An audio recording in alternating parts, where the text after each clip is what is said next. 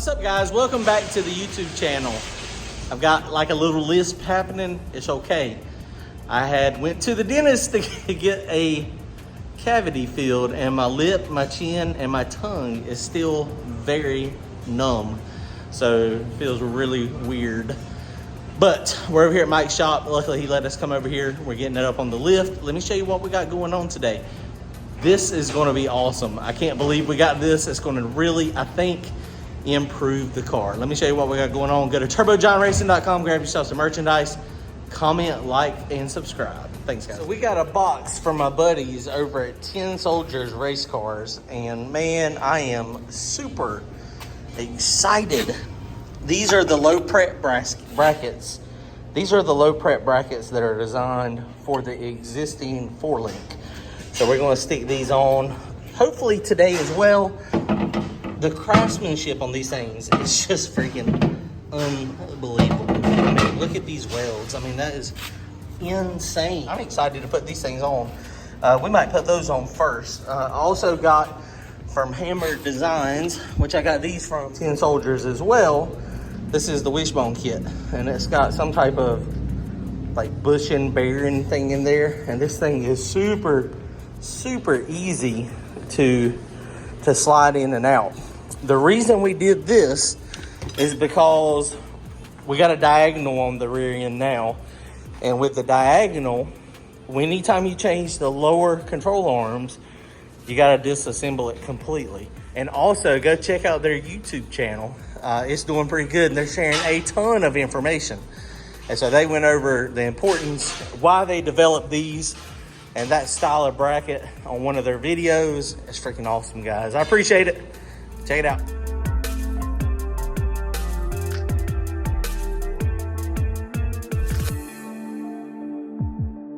All right, guys. So here is our current 4-link setup that we run for slicks. And yes, that's a big 4-inch drive shaft out of a NASCAR that was slid around. Apparently it says slider on it. So this is our current angles. We are not going to change the brackets. So we're going to leave those there and just make it so that those things can go back if we need to. But I think we're going to have the thing that we're going to do with these low prep brackets from Tin Soldiers. I think that is going to be the solution.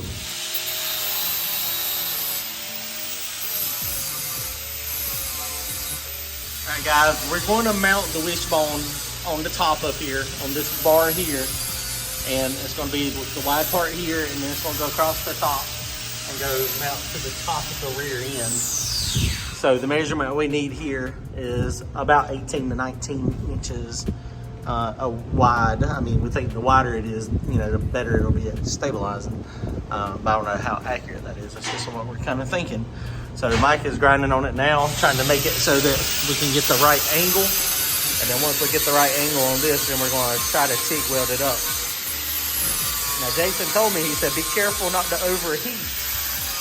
And we did get the bushings out. This is the bushings that are in the actual tube, and they are wicked feeling. And it says use like a dry Teflon or a dry silicone. It's nice and tight and smooth. So we're definitely going to try to get these on. I was just looking at the low prep brackets. These may be a little more challenging to get on. These are 1/2-inch holes, so we're gonna have to, at least we'll drill these out to, I don't know if we'll have 2 of them lined up or not, but for sure one of them we can locate it, but we gotta drill them out. These are 1/2-inch, and our brackets, this is the competition Magnum kit. That thing is 5/8 bolts. So we're gonna have to drill these out to get them so that they bolt together. And of course they got these here so that when they go on there, you can tie them together and weld them. Of course, once you do that, that might make it harder to slide it in and out. So I'm thinking probably I'm gonna just put at least 2 bolts, maybe 3. I don't know if I'm gonna tie them together out here or not. I see the benefit of doing it though. I mean, because once that thing is, you know, stuck out there, it's plumbed out another 6 inches, it could for sure be problematic.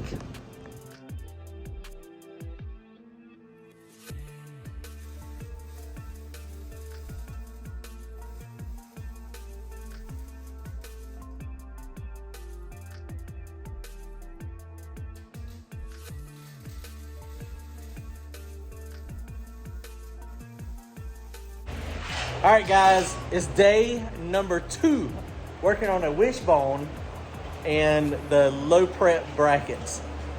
So, Mike, what do you think about building a wishbone? No. I didn't even get over there to him. So, for you guys that are not fabricators, I'm not a fabricator. Mike's not a fabricator. We don't really have we don't do it enough. We don't have all the special tools to give us the perfect notches. It took all night last night to build the wishbone. All night, like 4 hours, 5 hours to build the wishbone. And it was so bad, it's chromoly. He's got a TIG welder. I tried to TIG weld it, but it wasn't happening. So we MIG welded it. It's okay. I think it'll be fine. So last night we got that built. Turned out great. It's an awesome product, but you're going to have to, if you're like me, you just need to pay a fabricator. You need to pay Tin Soldiers. You need to get your measurements and tell them that they need to weld you your wishbone. If they do that. I don't even know if they do it. Look, I know throw Tin Soldiers under the bus and said they need to start welding wishbones. I don't know if that's an option for them.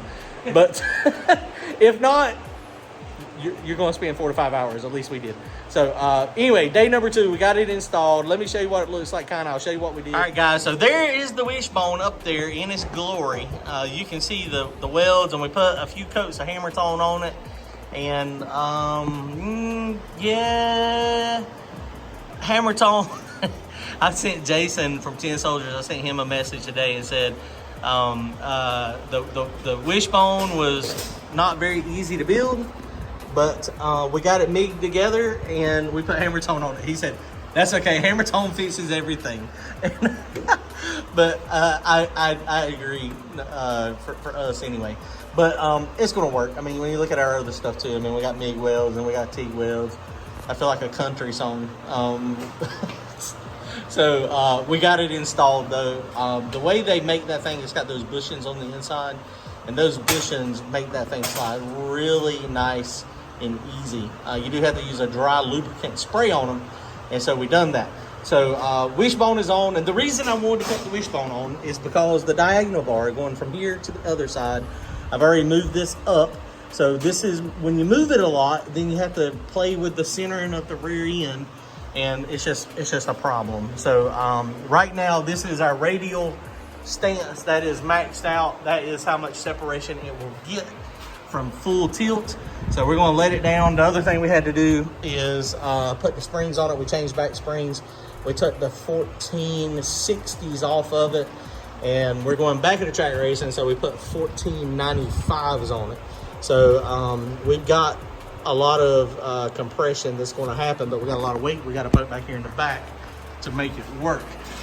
Looking at the low prep brackets, you see they are not on there. So one of the things with the low prep brackets, they make these things for their brackets only, their other brackets. And I shouldn't say only, but they are bolt-on deal for the other brackets. And the problem I'm having is these are 1/4 inch plates that are perfectly TIG welded together. I think Jason actually welded these. That is, man, that looks so good. It almost looks like it is machine welded. He is so freaking good. I guess he is technically a machine. But these are 1/2 inch holes, right? And the good thing about these brackets is they got these holes so that you can tie them together or tie them to the chassis. Or, you know, you don't necessarily have to do that, I wouldn't think. But, you know, if you could tie them together, it'd probably make it a little stronger since these are coming out further on the brackets. So these things are going to work freaking awesome. The problem we're having is the holes in my brackets are not 1/2 inch holes. They are 5/8 holes, and that is how much I moved with a 5/8 inch drill bit. The press that we have is just, it's not quite capable to drill through it, honestly. My Harbor Freight drill press just ain't cutting. It ain't got the butt to do it. And got it. Brian's got a bigger tabletop press that's pretty large. And we got some pretty sharp bits over there at his place too. That's got some power. So we're going to take these over to Brian's shop. Woo! I about dropped it. God, don't let me drop it. And you're in flip-flops. I know, and I've been welding in flip-flops. Everybody hates the flip-flops, but flip-flops is my jam. It's summertime. So we're going to take it to Brian's and we're going to try. I'll probably end up getting a 9/16 drill bit and try to step it a little bit, you know, from the 1/2 inch to a 9/16. to a 5/8 because that is a lot of material it's trying to move, and it was just bogging down the drill press. But these things, they're pretty heavy. They weigh about probably 8-10 pounds a piece, but that's the ruggedness. That's what you got to do, because when these things get out here, when they bolt out, they're going to be, you know, 6 inches out. They're going to be 6 inches out from this point. And so it's really going to make it, it's got to be sturdy. It's got to be well mounted. And so probably what we're going to do is we'll probably try to use all 3 of those bolt holes, at least 2 of the bolt holes, if they line up. If they might not line up, the spacing, we got to measure the spacing on these and see what it is. And if the spacing is not right on these, then we will have to drill new holes just in the right location. So we're going to do that today. We're going to mark it, and then that way we can drill it. So you're going to get another video probably, it might be later this week. It depends on how it goes. I've still got a few things to do. We're going back of the track racing this weekend. And so with the back of the track racing, we got to add a bunch of weight. I mean, it's just a lot we got to do to change the car up. 10.5 pounds. 10.5 pounds. So 20 pounds. But that means that's 20 pounds I ain't got to add back there. So, you know, for me, that's a good thing, because it's going to give me the weight in the back of the car, which is a good thing. That's what I need. I need a lot of weight. I'm going to have to add a lot of weight. So, I don't know. I guess we are done for tonight. This is night number 2. I'm dead. My legs is hurting. They're hurting bad. So, we got a few things left to do before this weekend. And then hopefully we'll be at the track Saturday and no rain. Mike, when you go take yours back? You going to try Thursday if it doesn't rain? If it don't rain, Mike will have his out. Yeah, I broke the gearbox.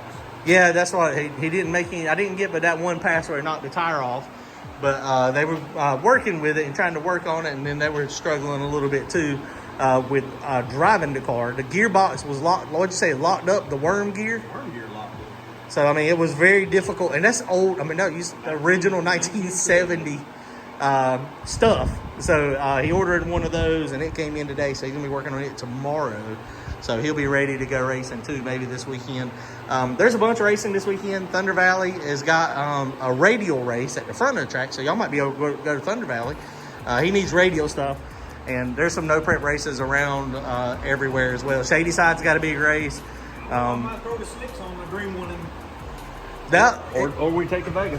No, yeah, that's right. He's got a Vega. Y'all ain't never seen the Vega. The Vega is...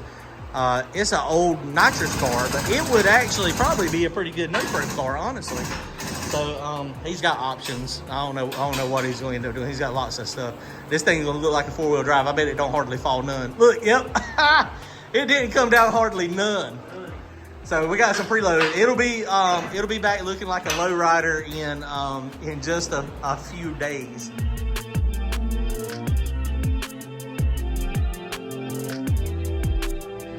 All right, guys, we are now on day number 3, working on Wishbone and low prep brackets, and we drilled these holes out. So that was a process in itself. I mean, but it did drill, and so we got 5/8 inch holes there. So we should be able to put those up in the bracket, no issues. Got some adjustable points. I don't know if we're going to add these bars or not. It's one of those things I can't guarantee that my brackets on the car are square. So if I weld them together, then they may not come out of the bracket. Ever. So, did you remember to get bolts? Yes, I got the bolts. So we got bolts. So we're going to jack it up real fast, and we're going to try to stick these on here. Let's see what happens.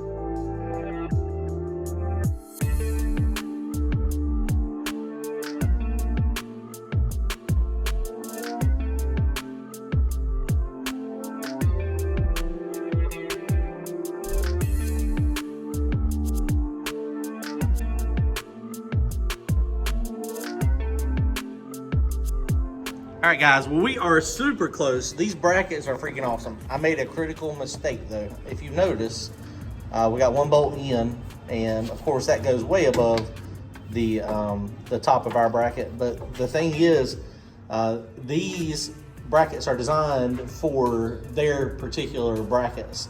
So they are, you know, when they come with those 1/2-inch holes, and then I made them bigger, they're on a little bit of an arc. But the thing that I screwed up on, though, is I just made those holes bigger. I took those 1/2-inch holes And I measured last night before I left here, and I thought for sure that my holes were 1 inch apart center to center, but they are not. Because these are 3 inches apart. So I was like, okay, perfect. It's going to be in the perfect location.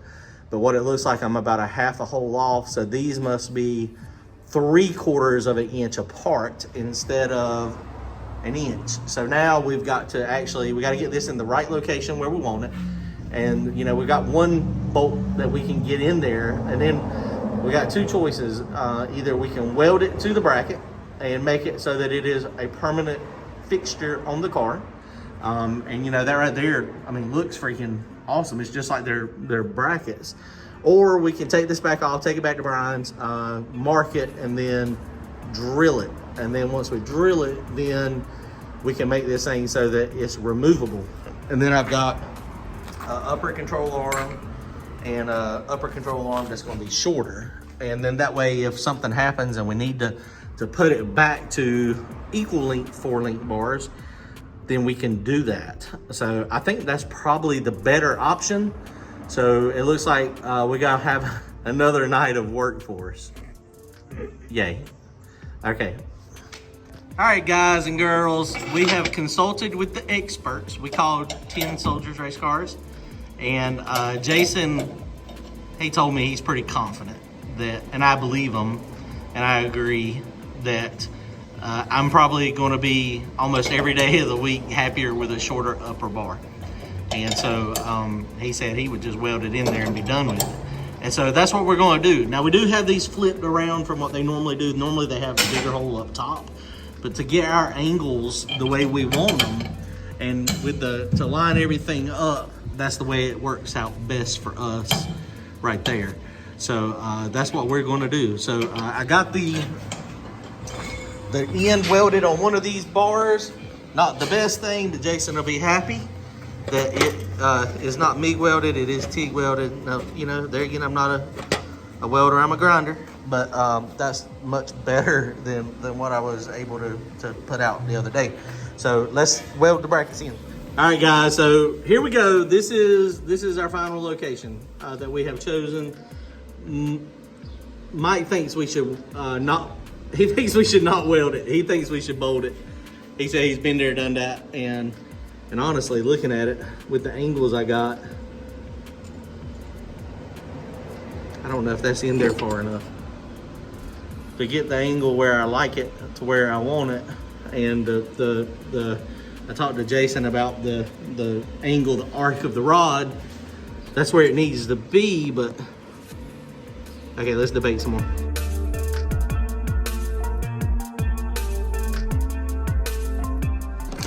All right, guys, well, you can see that we did not get the brackets welded in. We were prepping to weld them in, and we just didn't have enough time, and we don't necessarily know if we got enough gas in the welder.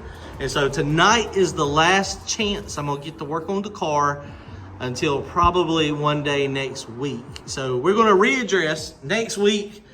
We're gonna come back over here and hopefully get those things completely installed. In the meantime, we're gonna have to race it like it is. I mean, it's not gonna work. Blame it on you want to test the Wishbone first. We got our live thing we do, so I don't have time I just don't have time.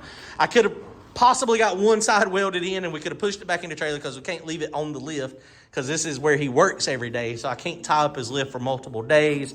So then I would have had potentially tomorrow, but I don't think I'm gonna be able to do it tomorrow or Friday. And we're trying to race on Saturday. So this is, for me, I mean, I'm just not a fabricator. I mean, this is, you know, it's time consuming. I've been talking to Jason. I've been burning his phone up. Thank God he's been answering me. I think he's answered all the questions, but without him physically doing it, you know, I'm just, man, it's complicated. And I was going to just weld it up in there and be done with it. But if I screw it up, if it's in the wrong spot, and I don't know that this chassis is 100% square anyway, because I built it. I mean, if I put them in the wrong spot, man, and I weld it, then it's in the wrong spot and I welded it. And, you know, that's a bad thing. I mean, because then I would have to cut it out. So actually, I may end up just meeting up with those guys. I know they're a ways away, but make it where we're racing up there at some point and then just let them do it. There's a lot of, I feel that I could get it in there and get them so that they're not too complicated to put in there. They're super easy. They slide into bracket. It's just, you know, since I have these aftermarket brackets that are not theirs, you know, it's not a bolt-in deal. And so I think that, honestly, that's probably the best option, is just take it to Tin Soldiers and let them install them. And, you know, maybe I can pick up some TIG welding tricks as well. But the brackets are awesome. It depends on how it goes. I might try to do it next week. Maybe next week I might have more time and we can get it stuck in there. Mike's like, you got to stop tying up my lift every night. I'm here all day. I mean, what I'm thinking is, we can put my Vega in your trailer. Oh. Put it on the 4-post in the back. That would You probably can work. on it as long as you want. That might be what we end up having to do. And that way I've got multiple days to hem over and precisely measure exactly where I want it. Because my worst fear is getting it in there and it not being right. Those things are hard to drill. We were able to get them drilled, but they were hard. So it's not like I can just easily drill holes in it. And honestly, I don't know if I have the ability to even make the holes into accurate location. Because we want it to be, it's got to be perfect. If it's got slop in it, then it can move. And that's a bad thing. So I think welding it on actually is probably the best way to make it so that it's there. And I think he is absolutely right too, that I am never going to want to change it once I get racing with it. So, but right now we just ain't got time to finish it tonight. So it is what it is. We're going to be racing it hopefully this weekend with the junk that's on there. But I don't know how it's going to work out. I've successfully been not fast at all in the back of the track stuff. So I was really hoping I could get those brackets on there, because I'm 100% confident that those shorter upper bars on the back of the track stuff is really going to help the car. So I'll probably be just a first round duck again this weekend, but it is what it is. Go check them out, Tin Solder Racercars. They got tons of brackets. If you're building it from scratch, they got those things made so you can not have to fight with it and do it later. But if you've already got a car built and you're competent, then you can put these things on and then you can weld them in or bolt them in and have a great set of brackets that are shorter upper bar, so that it can, the instant center stuff can work better than the long bar stuff. All right, guys, comment, like, and subscribe. Go to Tin Soldiers on YouTube. Follow them. Awesome channel, guys. Awesome products. Later.